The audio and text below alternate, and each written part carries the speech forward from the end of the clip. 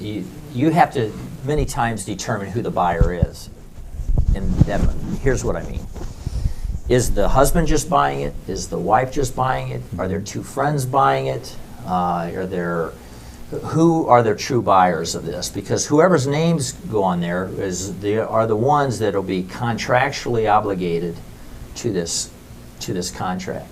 You can have the buyer could be the husband. Jim, if there's anything I say it's wrong, which it's a good possibility. If the buyer's the husband, just the husband, that doesn't mean it could not be the husband and the wife taking title. Right. They could take title in a different way. Right.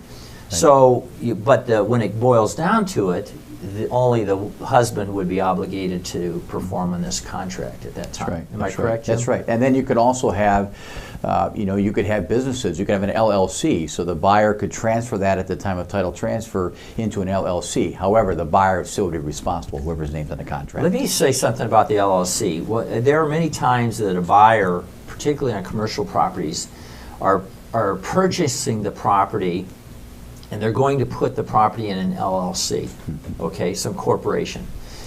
Don't put the LLC as the buyer if the corporation or the LLC has not been created.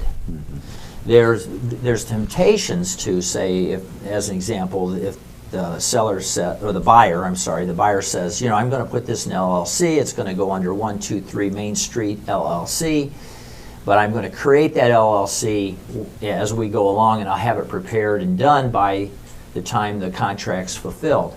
Well, the problem with putting in something like that would be that the buyer is something that doesn't exist at that point. So in other words, with that, you're saying that if somebody says, "Oh, I'll set it up," Yeah. don't you worry about it. Exactly That what I'm should be a red flag. Yeah. No, we don't do that here at Stanford. Yeah, well, and even to add to that is how would the seller, how do you communicate to the seller the validity of this LLC and their financial wherewithal to be able to purchase the property? So, we as real estate practitioners, whenever we have a buyer, we get them pre-approved. We show that they've got the ability. Right. Well, how do you prove that an LLC has the ability to fund the loan, to pay for it? So even it doesn't even exist. That's right. So so you put yourself in a very precarious situation. A legal problem. That's right, a legal problem if you don't understand who that buyer is. So and their ability. So anyway. you do have the ability, by the way, to put, as an example, if I was buying this property, which I've done this type of thing,